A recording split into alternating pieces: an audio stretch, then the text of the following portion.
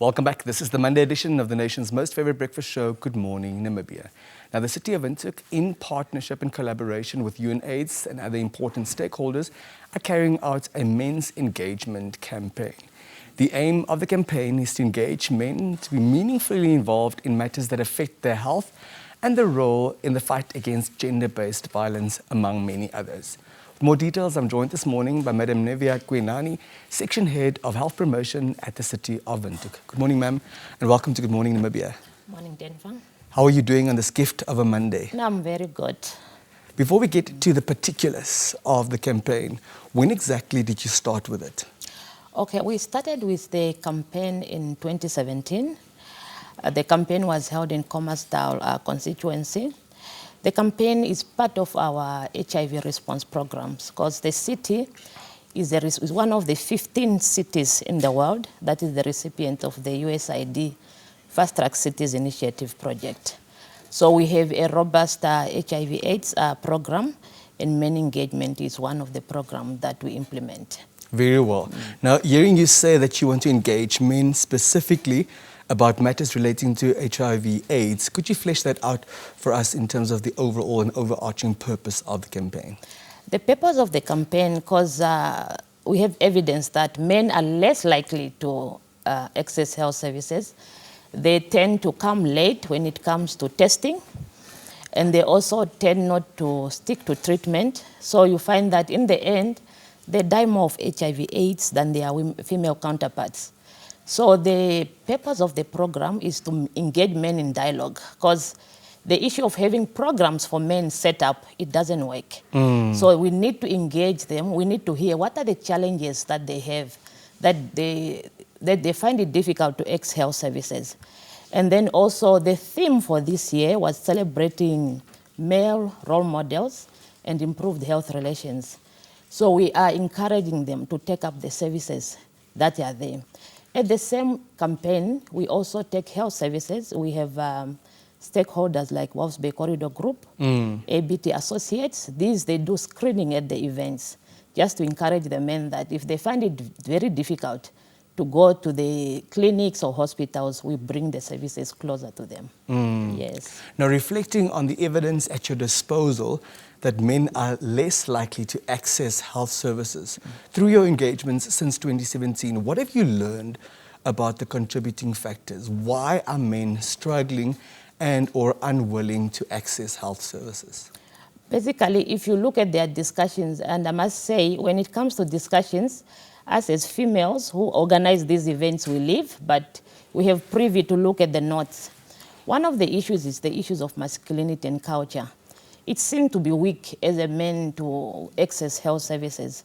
And then they tend not really to come out. And then the issue of systems and policies in place, they feel that if they go to health services, for instance, they find that programming is more on women and the young girl. You don't really find specifically programs for men. So that's why you find that they really would want to come out and seek health services. And the other issue is that in the discussion, some men will tell you they are very uncomfortable to be treated or examined by a female. They would prefer that if they go and seek health services, a male counterpart will be able to attend to them. So those are some of the issues that they struggle with. Very well. Yeah. Now, gender-based violence remains prevalent in our society. And men often are the perpetrators of such violence. Talk to us about involving men in this conversation and whether it's also a matter that features prominently in your engagements. It definitely does feature. And the issue of gender-based violence, we always look at the end results as men being perpetrators, but we are engaging them in dialogue.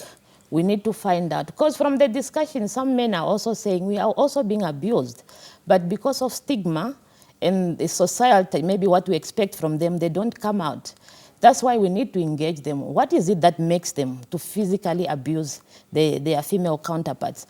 Why would you go and kill a person who you've stayed with for so long and you have kids with? So you find also the issues of mental health, the issues of how they are struggling economically. So from us, the approach to gender-based violence is holistic.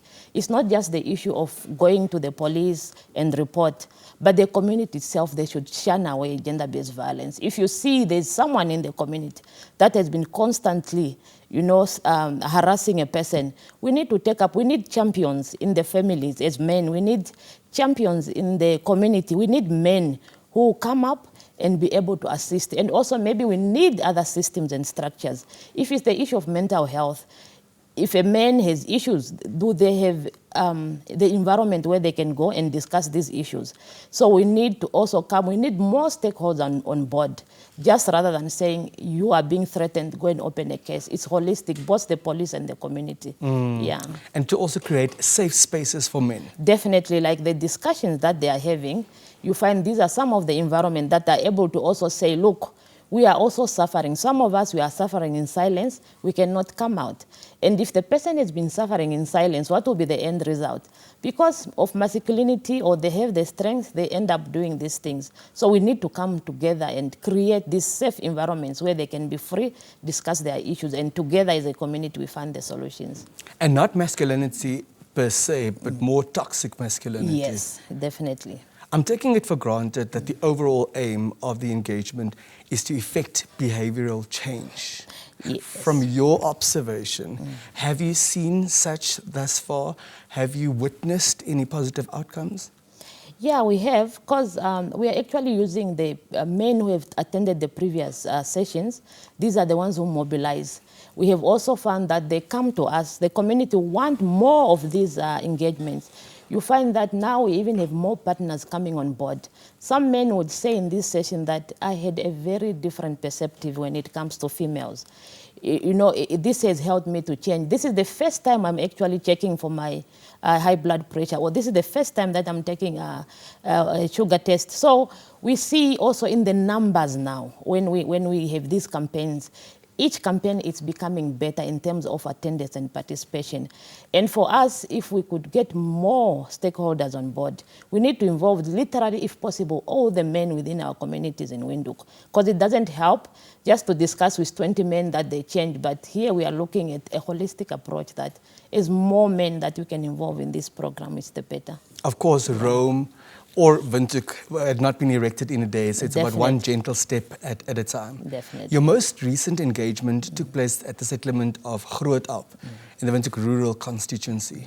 Talk to us about that engagement. Okay. The engagement that took place in Grootop, we were actually first worried, but we were overwhelmed by attendance. The men came out in numbers from Grootop and the surrounding areas. And we also have more partners now. At the first session, we only had one partner, that was Wolfsburg Corridor Group, who were giving the screenings. But Grootop, because of the interest in the community, we also had ABT Associates, we also had the Minister of Health from Directorate of Special Programs. These also came on board and they were also screening the people on the different ailments. Why were you worried about what would happen at Grootop? Definitely, when it comes to events, your most important stakeholders are your speakers, the ones, the invited guests. You also worry about the attendance, because it's during working hours. And then you wonder if the people are going to come, will they access the services. But then it just shows you some of the issues that people in our communities are going through, because that time during working hours, you had more than 150 men in attendance. Would those not perhaps be men who are unemployed or men who work shifts and maybe off work at the time? And in the same breath, I want to then ask, what about those who couldn't attend on account of having been at work? And we know that the majority of people who live at Grootop work in Windhoek. Mm-hmm. Yeah, we are also trying to look when it comes to the programming that we do, that we also do awareness, we also use the media. And I must say, on all our campaigns, and NBC Television has been there since we started. It's ours. It's always there. Yeah. Yeah, and the other media houses, they are part of that, because those are the ones who help us to take out the message, especially for those people who cannot find time to attend the sessions. Yes. You've touched on screening for blood sugar levels, for blood pressure, and also for HIV. It's one thing to have them access to services that are available at the event. But how do you ensure that there's continuity, that at the end of the campaign, at the end of one session, that they continue to access services? Because these health conditions could be absent during one occasion, but present at another. Definitely. That's why you see, for us, we are not, we don't give clinical services. This is done by the Ministry of Health, and that's why we collaborate with them. And I must say also, we had involved also the clinic in Windhoek. So we involved the ministry to ensure that these people, let's say you are enrolled on ARV, they should continue. When they go back for follow-up, the services should be available. So we cannot just go for an event. We do the event, you test the people, then you go. So this is where collaboration is very important. And from when we started the campaign, the Minister of Health has always been on board. And Madam Konani, Windhoek is vast. And I can imagine that it would be difficult on account of strain on resources to reach every single man in the capital, although it would be a good ambition. Do you plan to extend the campaign? Definitely. This is a yearly campaign. So what we do is that we try as much as possible to reach all our 10 constituencies. The first event we had in Commerce-Dow constituency, we were inviting men from different constituencies in the city that time, assisted with transport. But we saw that these services are needed. So what we are doing now, we go per settlement. This time around, we started at Nathaniel Mahulili, and then we went to Windhoek. Our last campaign for the year for the men engagement will be at mixed settlement. So next year again, we see which other places do we go to. In the end, we are trying to reach all the constituencies in Windhoek. Yes. When is the engagement at mixed settlement expected to take place? It will be next week, the 4th of August, from 10 o'clock at the mixed sports field. There's a place where they usually have community meetings. That's where we are going to congregate. Yes. Creating awareness around these issues is something that needs to be focused on throughout, you know, not only on an annual basis. How do you go about ensuring that there's sufficient awareness? Okay, thank you so much. Like I said, mostly we use the media.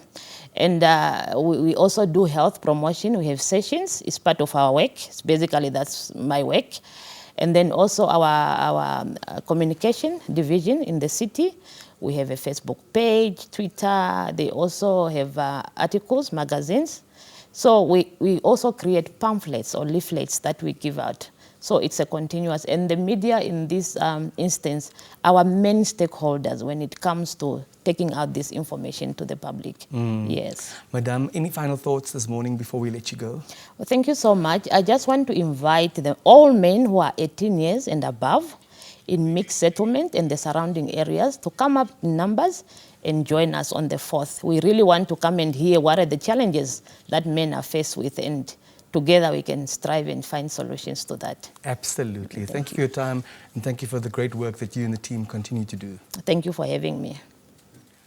There you have it, Madam Nevia Kwinani, Section Head of Health Promotion at the City of Windhoek, talking to us about engagements that they have with men about health-related matters. We will be right back after a brief break.